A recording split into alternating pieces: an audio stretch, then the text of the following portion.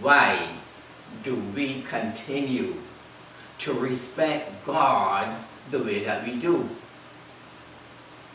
We refuse to give God our best. I spoke to you before on giving God your best time, but today I'm speaking to you about the type of environment that you create when you speak to God, when you go before God, when you communicate with God. What type of environment do you create? In Malachi chapter 1 verse 8, God clearly states what he does not like.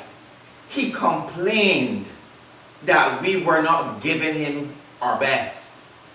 Then we look at Genesis and we see that when Cain offered his sacrifice to God, it was not the best, and therefore he was rejected.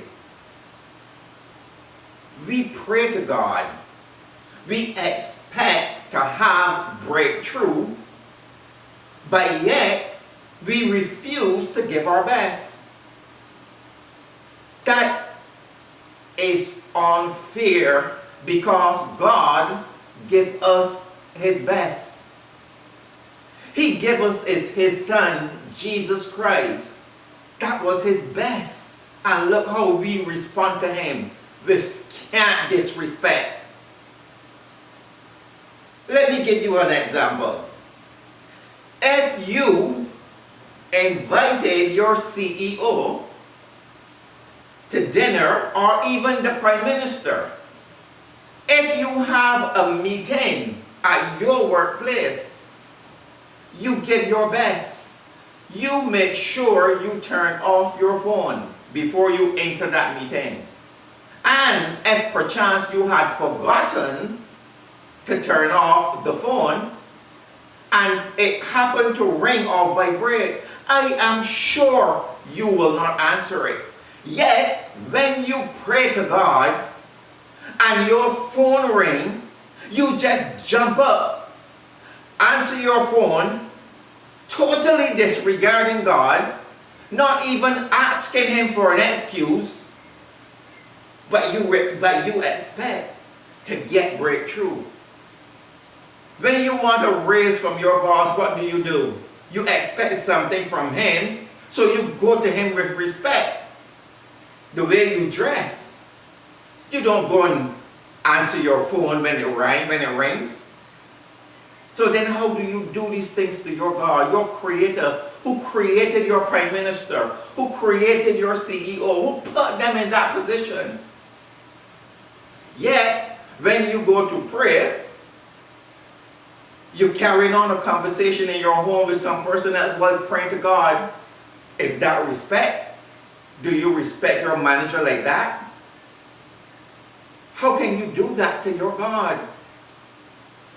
Don't tell me that they're children, so therefore they can't behave. I will bet you that if you had the Prime Minister at your home for dinner, it doesn't matter how poor you are or how rich you are, you will sit those children down and you will tell them to behave. Why? Because you have an important person in your home. Has nothing to do with money. You will make your children behave if you have an important guest.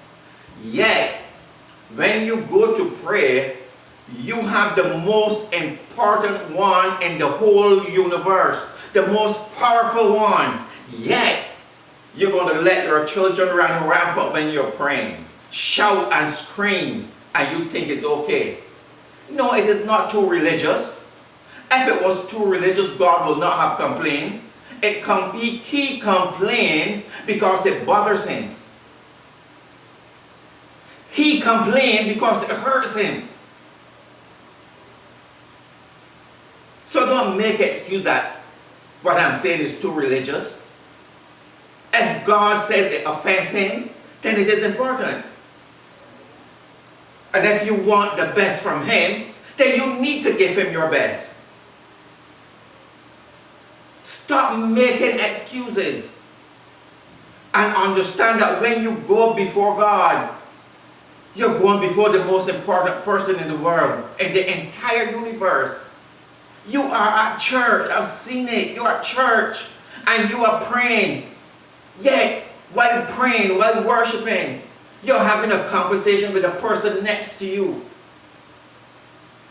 If you had a meeting with the most important person at your company and you sit before that person, you will not disrespect that person by carrying on a conversation while they are speaking or while you're trying to speak to them.